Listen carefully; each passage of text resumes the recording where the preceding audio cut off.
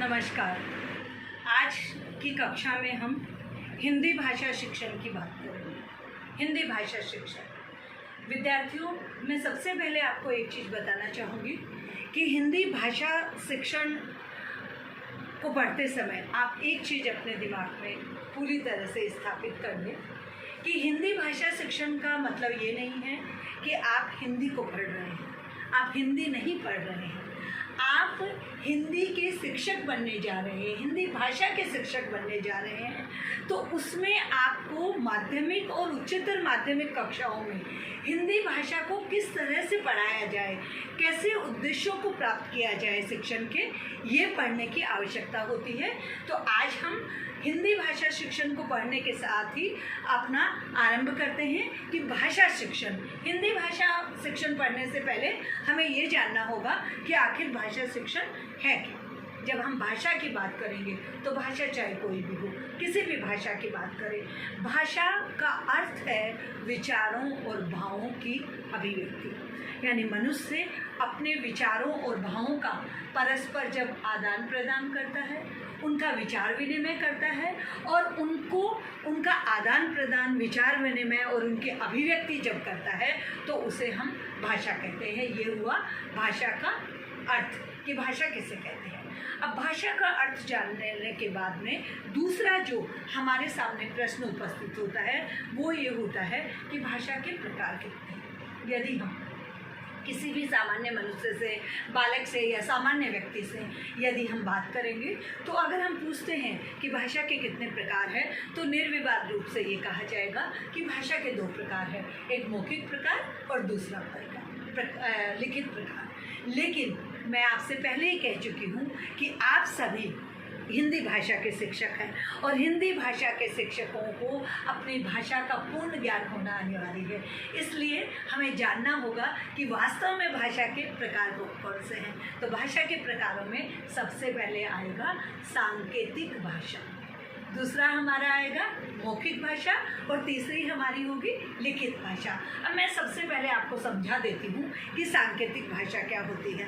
मान लीजिए कि मैं किसी को, कोई गूंगा बहरा है या कोई मूक बधिर बालक या बालिका या व्यक्ति है जिसे हमें समझाना है और मैंने उसको इस तरह से किया, तो इसका ये संकेत है, इसका संकेत है कि या तो मैं 2 की संख्या के बारे में बात कर रही हूँ या मैं विक्ट्री यानी विजय की बात कर रही हूँ। तो इस तरह से जब आंगिक हमारा जो शरीर के जो अंग है उन अंगों के हाव भाव से, बिना मुख से शब्दों का उच्चारण किए बिना जब हम किसी को संकेत से बताते हैं कोई चीज़ या अभिव्यक्ति करते हैं या विचारों का विनिमय करते हैं तो वो हमारा होता है सांकेतिक भाषा।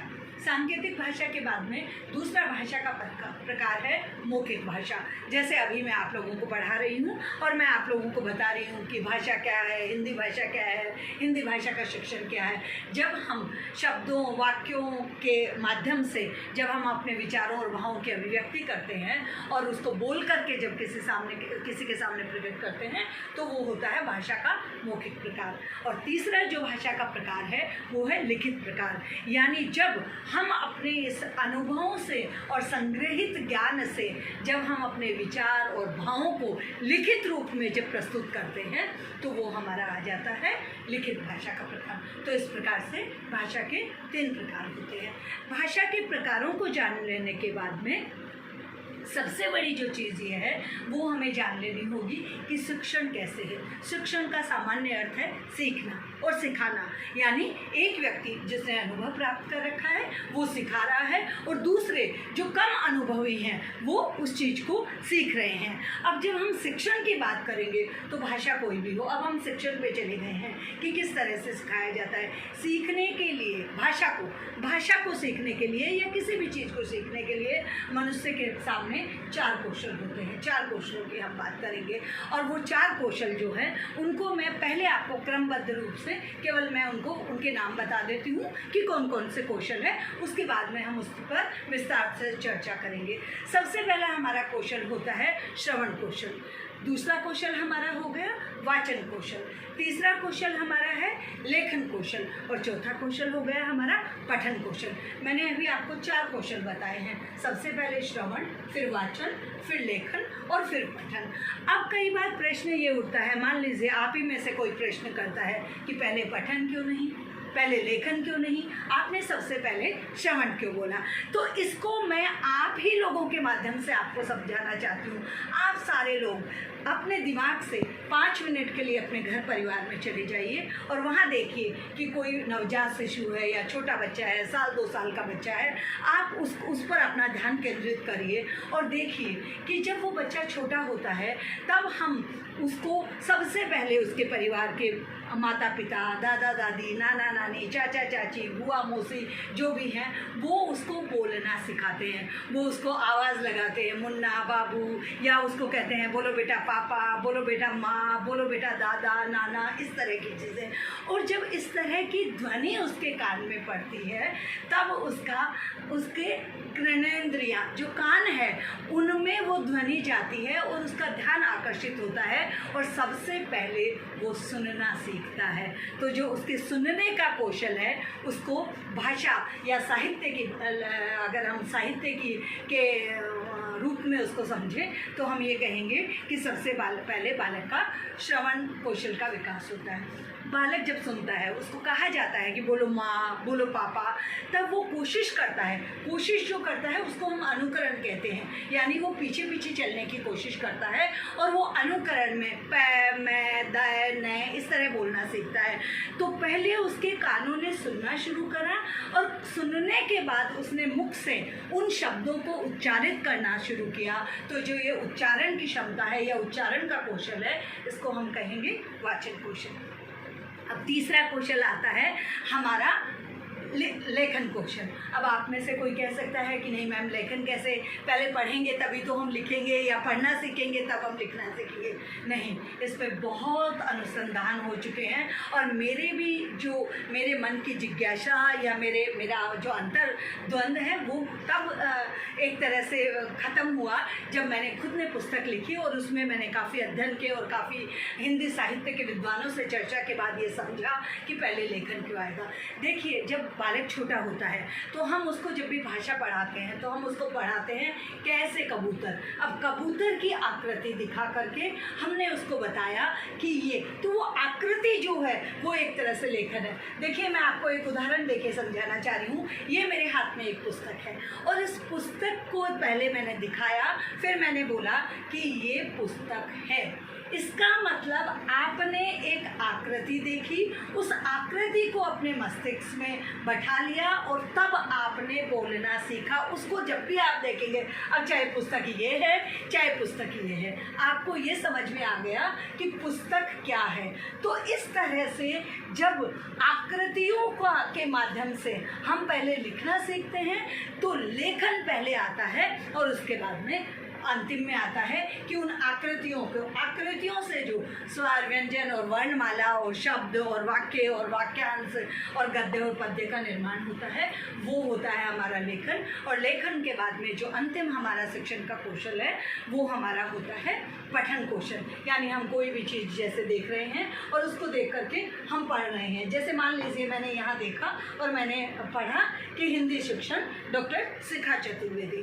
तो इस तरह से हमारे ये भाषा कोई भी हो 4 प्रमुख कौशल होते हैं। अब ये तो बात आ गई हमारी कि हिंदी भाषा क्या है, भाषा के प्रकार कौन कौन से हैं और शिक्षण के कौशल कौन कौन से हैं। अब हम बात करेंगे हिंदी भाषा शिक्षण की। हिंदी भाषा शिक्षण की जब हम बात करेंगे तो सबसे पहले हमें हिंदी शिक्षण की विधाओं को समझ लेना आवश्यक है। तो हिंदी शिक्षण में जब विधाओं की बात करेंगे तो सबसे पहले हम बात करेंगे नंबर 1 पर व्याकरण, फिर उसके बाद में पद्य और उसके बाद में गद्य। अब ये 3 चीज़ें आ गई हैं। व्याकरण, व्याकरण में क्या है? व्याकरण में आपको लिपि के द्वारा जहाँ पे स्वर है, जहाँ पे वर्ण है, जहाँ पर व्यंजन है, जहाँ पर मात्राएं हैं, जहाँ पर अनुस्वार है, अनुनासिक है, ह्रस्व है, दीर्घ है, इन सारी चीज़ों के साथ में उसके बाद में समास है, संज्ञा है, सर्वनाम है, विशेषण है, विशेषज्ञ है, और न जाने कितनी सारी अलंकार और ये सारे हैं।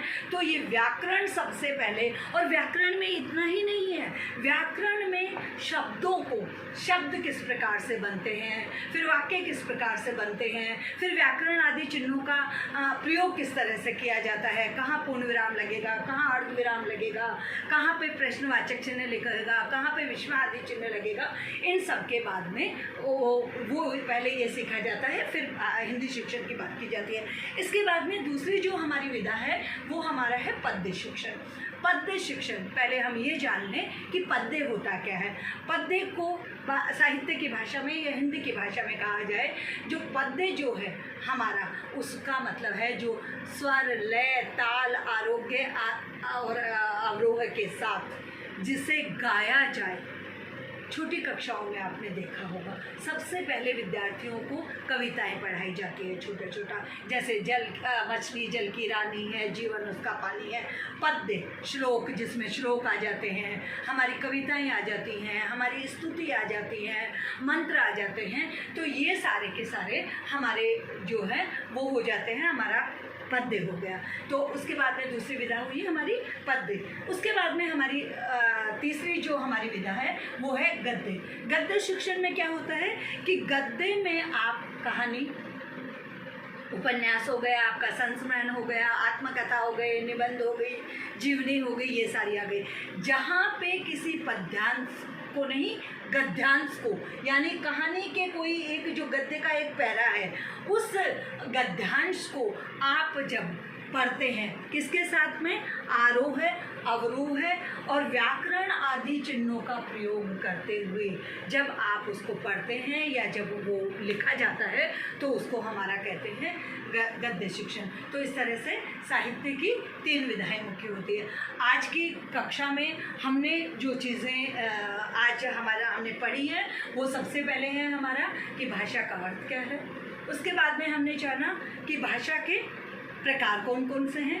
भाषा के प्रकारों के बाद में हमने जाना कि शिक्षण के कौशल कौन कौन से होते हैं और उनका क्रम निर्धारित इस प्रकार से क्यों किया गया है। उसके बाद में हमने प्रकार पढ़ने के बाद में हमने ये जाना कि जो हिंदी भाषा शिक्षण है उसकी प्रमुख विधाएं कौन कौन सी है और हमने 3 विधाओं की बात करी, व्याकरण की, पद्य की और गद्य की।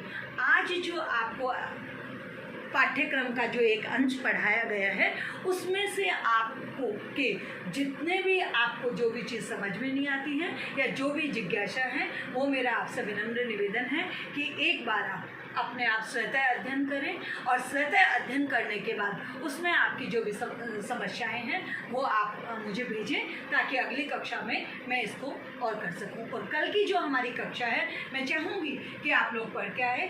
कल के हमारा जो एक कक्षा होगी उसमें हम ये पढ़ेंगे कि हिंदी भाषा जो शिक्षण है उसके शिक्षा के विभिन्न स्तरों पर क्या क्या उद्देश्य है। विभिन्न स्तर में एक बार आपको बता देती हूँ ताकि कल आप उस तरह से मानसिक रूप से तैयार हो गया है। हमारा हो गया माध्यमिक स्तर, क्योंकि आप बीएड के विद्यार्थी हैं, बीएड के छात्र छात्राएं हैं, तो हमारा हो गया माध्यमिक स्तर, उच्चतर माध्यमिक स्तर और उच्च माध्यमिक। इसमें हिंदी भाषा शिक्षण के क्या क्या। आज की कक्षा को यहीं समाप्त करते हैं, कल पुनः हम मिलेंगे। धन्यवाद।